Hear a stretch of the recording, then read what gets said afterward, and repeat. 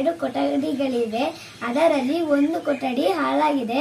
ಅದರಲ್ಲಿ 25 ಮಕ್ಕಳು ಇರುವುದಕ್ಕೆ ತುಂಬಾ ತೊಂದರೆ ಆಗ್ತಾ ಇದೆ. ಅದರಲ್ಲಿ ಮಳೆ ಎಲ್ಲ ಬೀಳುತ್ತೆ, ನಮಗೆ ಶಾಲೆಯಲ್ಲಿ ತೊಂದರೆ ಆಗ್ತಾ ಇದೆ ನಾವು ಓದಕ್ಕೆ. ಅದಕ್ಕೆ ಆದಷ್ಟು ಬೇಗ ಸರಿ ಮಾಡಿಸ್ಕೊಡಿ. ಸ್ಕೂಲ್ ಅಣ್ಣ ಇದು ಅಂಚು ಅಂಚು ಅದೊಂದು ನೋಡಿ, ಅದೊಂದು ತಗೊಳ್ಳಿ, ಅಲ್ಲಿ ತಲೆ ಮೇಲೆ ಬಿದ್ರೆ ಅಂತ ನೋಡಿ.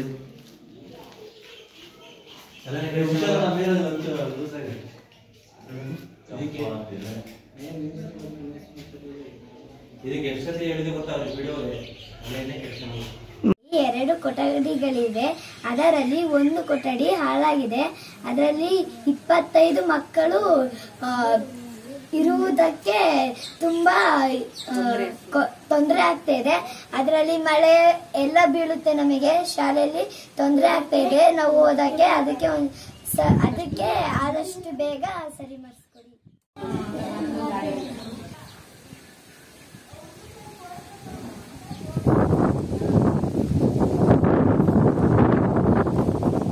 ಏನು ಪ್ರೊಸೆಸ್ಸೇ ಮಾಡ್ತಿಲ್ಲ. ಅದು ಮೇಲೆ ರೂಫ್ ತೆಗೆದು ಬಿಡ್ರಿ ಫುಲ್ಲು. ಅಡ್ಡ ಹೋಗಬೇಡಿ, ವಿಡಿಯೋ ಮಾಡ್ಕೊಳ್ಳಿ.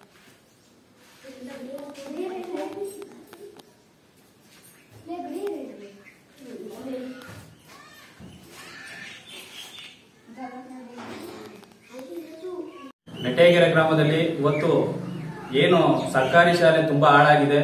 ಮಳೆ ಬಂದು ಮೇಲ್ಛಾವಣಿ ಎಲ್ಲ ಕುಸಿತಿರುವುದರಿಂದ ತುಂಬಾ ಮಕ್ಕಳು ಸಹ ಬಡ ಮಕ್ಕಳು ಇಲ್ಲಿ ಓದ್ತಿರೋದು ಅತಿ ಹೆಚ್ಚು. ನೆಟ್ಟೇಗೆರೆ ಗ್ರಾಮದಲ್ಲಿ ಬಡ ಮಕ್ಕಳು ಕೂಡ ಜಾಸ್ತಿ. ಸೊ ಈ ಮಕ್ಕಳಿಗೆ ತುಂಬಾ ತೊಂದರೆ ಆಗ್ತಿದೆ ಓದಕ್ಕೆ ಬರೆಯಕ್ಕೆ. ಏಕೆಂದ್ರೆ ಮಳೆಗಾಲ ಇರುವುದರಿಂದ ಮೇಲ್ಛಾವಣಿ ತುಂಬಾ ಹಳೆಯ ಕಟ್ಟಡ ಅಂತಾನೆ ಹೇಳ್ಬೋದು ಈ ಶಾಲೆಗೆ. ಸೊ ಯಾವುದೇ ಒಂದು ವ್ಯವಸ್ಥೆ ಇಲ್ಲ ಇಲ್ಲಿ. ಸೊ ತುಂಬಾ ಅಂಚೆಲ್ಲ ಮೇಲ್ಛಾವಣಿ ಎಲ್ಲ ಬಿದ್ದೋಗಿದೆ. ದಯಮಾಡಿ ಇದಕ್ಕೆ ಇದ್ರ ಬಗ್ಗೆ ಯಾವುದೇ ರೀತಿಯ ಪ್ರತಿಕ್ರಿಯೆನ ಅಧಿಕಾರಿಗಳಾಗ್ಲಿ MLA ಅವರಾಗ್ಲಿ ಇದಕ್ಕೆ ಸ್ಪಂದಿಸಿಲ್ಲ.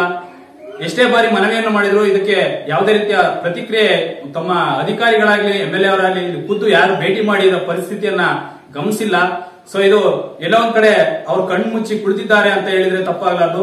ಸೊ ನಮ್ಗೆ ಬಂದಿರುವ ಒಂದು ವಿಚಾರ ಏನಪ್ಪಾ ಅಂದ್ರೆ ಆದಷ್ಟು ಬೇಗ ಈ ಒಂದು ಶಾಲೆಯನ್ನ ಹೊಸದಾಗಿ ರೆಡಿ ಕಟ್ಟಡಗಳನ್ನ ಕಟ್ಸ್ಕೊಡ್ಲಿಲ್ಲ ಅಂದ್ರೆ ನಮ್ಮ ರಕ್ಷಣಾ ವೇದಿಕೆ ಪ್ರವೀಣ್ ಶೆಟ್ಟಿ ಬಣ್ಣದ ಎಲ್ಲಾ ಒಂದು ಪದಾಧಿಕಾರಿ ಆಗಿರ್ಬೋದು, ಹಾಗೆ ನೆಟ್ಟೇಕೆರೆ ಗ್ರಾಮದ ಊರಿನ ಮುಖಂಡರ ಸಮೇತ ಇಲ್ಲಿ ಪ್ರತಿಭಟನೆಯನ್ನ ಮಾಡಬೇಕಾಗುತ್ತೆ ಎಚ್ಚರಿಕೆಯನ್ನ ಕೊಡ್ತಾ ಆದಷ್ಟು ಬೇಗ ಈ ಒಂದು ಸರ್ಕಾರಿ ಶಾಲೆಯನ್ನ ಉತ್ತಮ ಗುಣಮಟ್ಟದಲ್ಲಿ ಒಂದು ರಿಪೇರಿಯನ್ನು ಮಾಡುವ ಮುಖಾಂತರ ಮಕ್ಕಳಿಗೆ ನಿಟ್ಟುಸಿರಿನಿಂದ ತುಂಬಾ ಓದಲು ಅವಕಾಶ ಮಾಡಿಕೊಡ್ಬೇಕಂತ ಹೇಳ್ತಾ ಈ ಮಾತನ್ನು ಮುಗಿಸ್ತಾ ಇದ್ದೀವಿ.